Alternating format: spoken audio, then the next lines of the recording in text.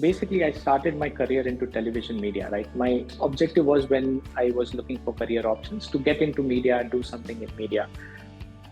I started learning different aspects of digital, and I realized now this is something which I am quite aligned with. So that is what the opportunity I saw, and I started with our interactives, which was more offering services to print or offline agencies.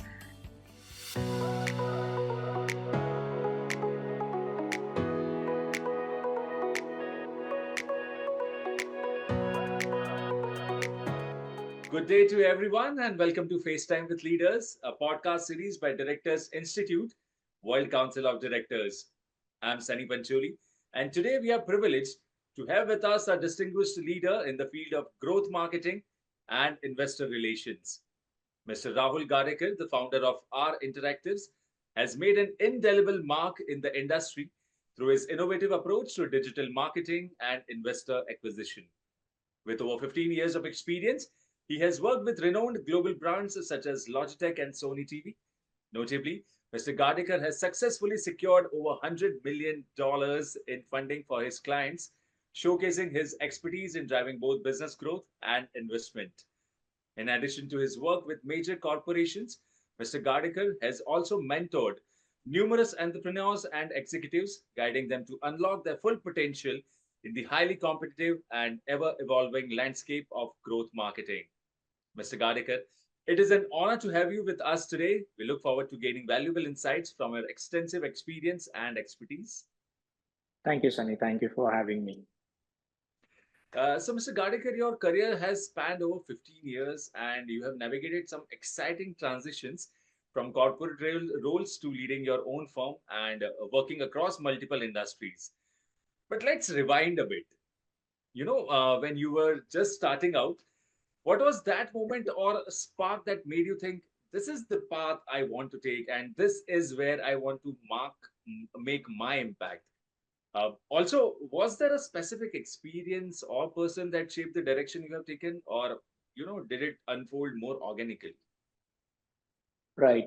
So basically, I started my career into television media, right? My objective was when I was looking for career options to get into media, do something in media.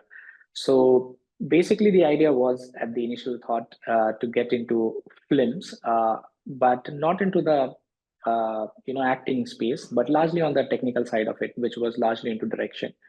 And then I started my career with television because a lot of those films which were out there in Bollywood and also today, I didn't wanted to get into those masala kind of films. So largely my objective was to get into more world kind of a cinema, which is more meaningful and has a slow pace and sends a clear message to the audience. So I didn't get that opportunity to find such kind of a director and look forward to work with them.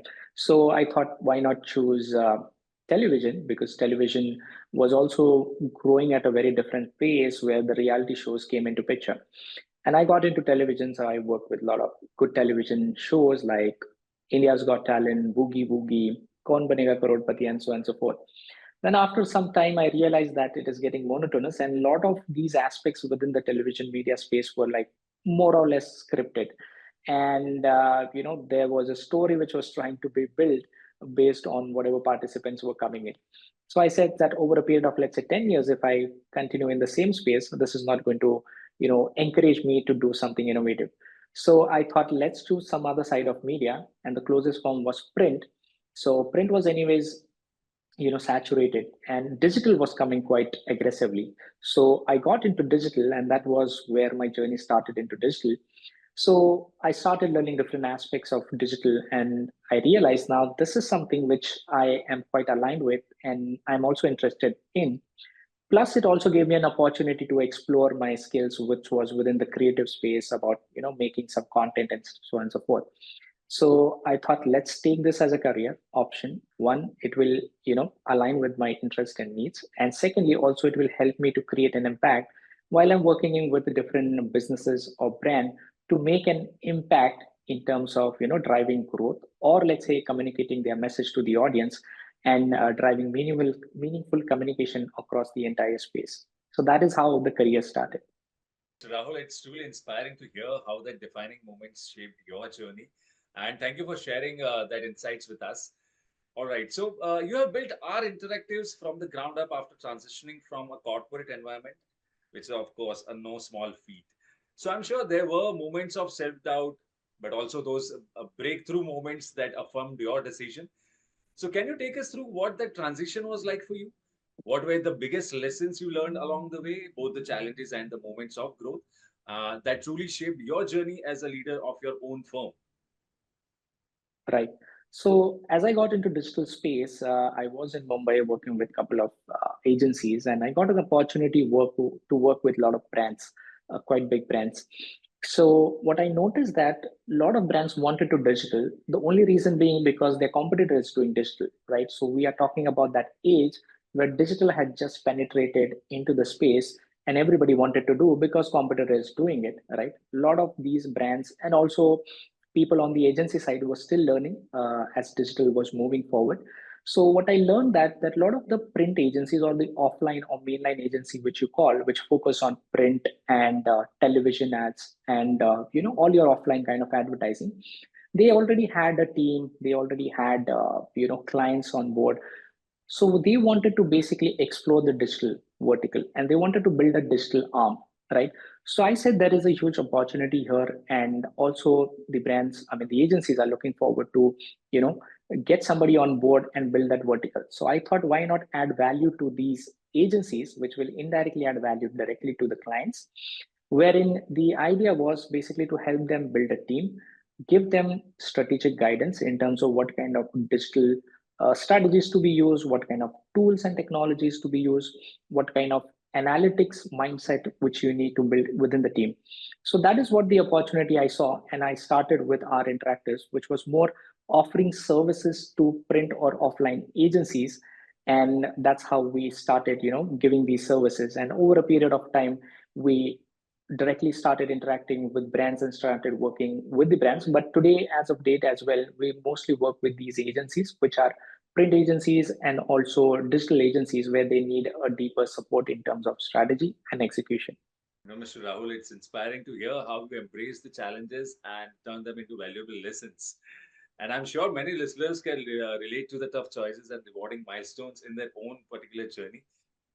Great. All right. So, moving ahead to the next question, you have played a crucial role in securing over $100 million in funding for various projects. So, could you elaborate on the strategies you believe are critical for navigating the complexities of fundraising in today's market? Yeah, so what I believe, in the entire journey of an individual or an entrepreneur, what is important in today's world because things are changing at a rapid pace. So it's all about experimentation. For example, let's say before COVID, nobody was talking about short form content. So when COVID started, everybody started talking about short form content. Before COVID, nobody was talking about investing in stock market or mutual funds. Everybody started talking. And now in today's world, when ChatGPT came into picture, everybody is talking about AI, right? And earlier nobody was talking about AI. Though there were people who were deep into AI and doing research and trying to build things. So what I learned is that after every 5 years, there is a shift which is happening, and there are new things which are coming in. And as an individual or a professional or an entrepreneur, it's important to learn what is going to be the next thing. And let's say if you don't know, but at least try to understand what's happening in the space, try to get some insights and build your thought process and see how you can integrate within your particular industry or your business, right? For example, let's say now AI is coming into picture. Of course, we are not a technology firm, but what is important for us is to understand how AI works and how it can be used in terms of marketing or building customer journeys or doing marketing automation. So that is something which I learned during the entire process, and the philosophy was all about experimentation. So understand what is happening in the market, try to use that at a small pace and execute. So while we were working with one of a client where the objective was to raise some funds, right? So initially, when the client came in, of course, I was working with a consulting company and they were serving the client, and I was leading the entire investor acquisition effort. So the year was ending, and it was for a US based client. So I don't know if you know, there is something called as opportunity zone funds. So now opportunity zone funds are basically into real estate space where government gives a lot of benefits to investors who invest in opportunity zone funds, which are basically tax benefits. And the client had an opportunity zone fund running, so they wanted to raise some funds, but they just wanted to try and test it out what happens. So they said, I just want to invest $5,000 as a budget, and just push my opportunity zone to the target audience or the target investors which I'm looking for. So we told that within $5,000 budget, nothing is going to happen. And of course, we have a very short window of, 10 to 15 days. So we need to build some strategy, do some brainstorming, understand the category, and then do the marketing. Then just going, and directly advertising. But he was quite insistent in terms of going ahead because he thought that, just let's put out the message because the tax deadline is going to end. Sorry, the tax deadline is going to end and there is an opportunity to basically acquire some investor. So I did some research and learned that there is an opportunity and we can raise some maybe around $500,000 from marketing to this kind of an audience. And to everyone's surprise, when we ran the campaign, and of course I was also surprised, we were able to raise 1.9 million from that $5,000 budget. So that sparked a very good signal to the client and everybody that there is an opportunity and you can find investors online who would be interested in investing in your product or your opportunity zone or whatever that financial instrument is. So the client came up with a new opportunity fund which had a target of 100 plus million dollars in terms of funding. And through entire marketing efforts, our largely marketing efforts focus, as I said, was largely on the experimentation side. So we try to understand the investor personas, try to understand their investor journey, understand their key areas while they look for different investing options, what is their approach towards investing, and so on and so forth. So after doing all of these, then we executed the strategy and we were able to raise from all the sources 100 million. And from the marketing efforts, which I was primarily largely responsible for that, we actually raised around $32 million through the entire funding. So what I learned is that try small, experiment with it, have different hypotheses to test and see which is working for you. And based on that, you try to build your strategy and optimize your strategy so that you are in a better position to get closer to your objectives. And that's incredibly insightful, Mr. Gadekar. Great. It's clear that in today's market, it's not just about securing funds. It's about understanding the bigger picture, building trust and leveraging data to back up your vision. All right. So that was really insightful of you. Moving on to the next question, Mr. Gadekar, having mentored so many startups and helped them navigate the ups and downs of scaling their marketing, I'm sure you have seen firsthand how challenging it can be for young entrepreneurs to find their footing. So, if you could pinpoint one piece of advice you always give them when they are just starting out to scale their marketing efforts, what would it be? Yeah, again, coming back to that principle which I believe in, which is experimentation. Just to give you a context, in startup world, there is a concept called as lean startup methodology, which is basically for building a product and then taking that product to the customers, right? In order to find whether that's a product market fit or not. So that philosophy is all about experimentation, which means that instead of building an entire product, end-to-end product, and then testing out in the market, build an MVP, which is a minimum viable product, test it out, get customer feedback, improve your product, and then see how it is shaping towards, addressing the needs of the customer and making an impact. So that philosophy is basically called as experimentation. And we thought, why not use the same philosophy in marketing instead of going with a single line of thought or one strategy? Because let's say if I execute that strategy for 1.5 months or 2 months, and I see no results, right? Because today's world is very dynamic. The content consumption patterns have changed, the time span of an audience has changed, and a lot of things have changed. So instead of that, why not build hypotheses which you would like to test on the digital medium in order to get attention of your customers, get their interest generated, and then acquire them or nurture them at the bottom of the funnel. So the principle of experimentation is something which I will focus on. And I would also recommend everybody to follow the same principles because there you're starting small, investing less, testing out different hypotheses, learning from them, and then getting better at making decisions, right? So that is what I would recommend. Absolutely, Mr. Gadekar. It's not just about marketing strategies, but about instilling belief in young entrepreneurs to make that leap, which is much needed for them. All right. So, looking ahead, what are some of your key aspirations for the future, particularly in terms of expanding your influence in the boardroom? And how do you envision using your expertise to shape the next phase of your career? And what role do you hope to play in steering organizations towards innovation and success? So, there are three parts of the question: A, B, and C. Yeah. Right, understood. So basically, in terms of my personal career, the idea here is to add value between what I have learned and what I can do based on what new things I'm learning, right? For example, in between during COVID, I took a 1 year program of Stanford Lead, and I always believing in the philosophy of keeping learning and improving your knowledge, because as I said earlier, things are changing at a very rapid pace. What was working earlier, maybe 5 years down the line, might not work today. So from a career standpoint, it's all about first starting with learning and then expanding this vertical of investor marketing. So recently we have expanded to a new geography, which is Middle East, and primarily focusing on Dubai, right? And slowly also looking for opportunities to expand in Saudi Arabia. So what I feel is that based on my experience, and then also consulting and mentoring startups, I have realized that there is a huge need in terms of giving right direction to the companies which are having a good intention and good product, which could create a lot of value for the customers and also for the companies and the stakeholder. So giving that direction is something I would love to do that, and I would always be with it.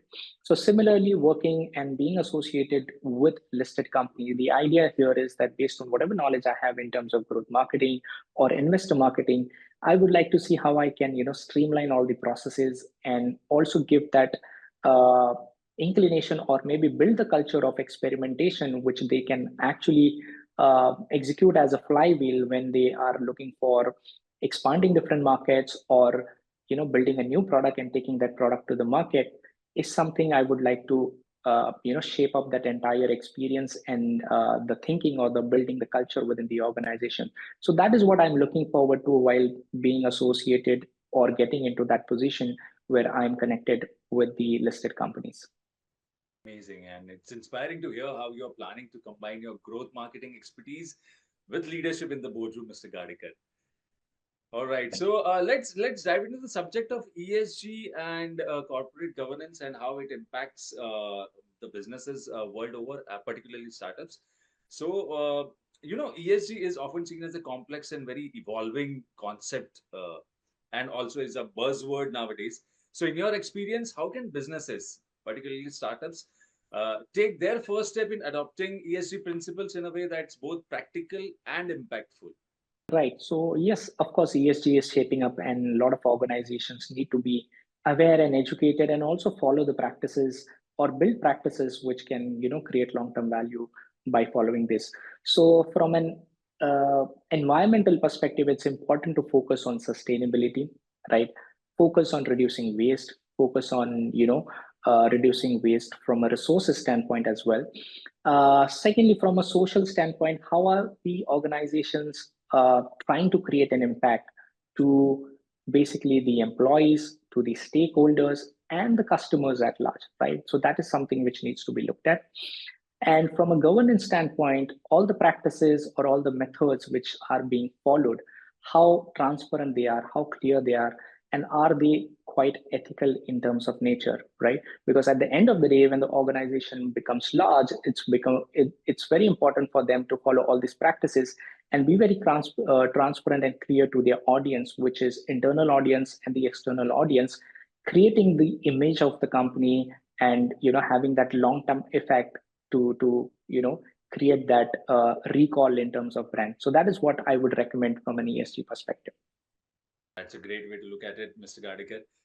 It really makes ESG feel accessible and actionable for businesses, even when they are just starting out. And it's clear that even small steps can lead to big changes over time. All right. So that brings us to the last question of the session. Mr. Gadekar, you have recently joined the Directors Institute, and we are excited to have you on board. So, can you share with us your initial thoughts and experiences with the Institute so far? Yeah, when I came across the ad, which was on social media, I always, I mean, before I saw that ad, I always thought, that I could be into that position where I could add value to your organizations. And I was looking for a program which aligns with my needs and preferences. And when I saw this ad, I said, okay, this is interesting and this looks quite aligned with what I'm looking for. And I joined the program with the first webinar without having any more questions, right? So far the experience has been good. It's quite structured. The course modules are very structured. Right now, I'm going to the first course of corporate governance, and the team which is supporting the entire backend is quite diligent and helping me with whatever queries I have. Similarly, also we have few live sessions which have started since last 2 weeks, so they are quite informative and also gives us a direction that what is the role which you have to play and what are the key aspects which you need to look at, and also what are the expectations from your role perspective when you are part of that particular board. So it is shaping my thoughts. It's giving me good insights, gaining me learn new things which are quite new because I come from a creative and a marketing field. So all these things are quite insightful, and I'm looking forward to get this course done maybe in another 3 to 4 months so that I can start my journey in terms of creating an impact. Great, great. It's great to hear that you're enjoying the experience, Mr. Gadekar. And thank you for your, sharing your insights with us today. Those insights were truly enlightening. And it's been such a privilege to hear your thoughts on entrepreneurship, leadership, and the future of business. I'm sure our listeners have gained invaluable wisdom from your journey and your expertise. And we truly appreciate you taking the time to join us today. And we wish you all the best in the exciting chapters that lie ahead. Thank you, Sunny. It was a pleasure interacting with you, and I really enjoyed the conversation. And to our audience, thank you for tuning in. We hope you found today's conversation as inspiring as we did. Stay tuned for more incredible stories and powerful insights from some of the world's most impactful leaders. Remember, the road to success is shaped by every decision and every step you take. So keep pushing the boundaries and making your mark. Thank you so much and have a nice time.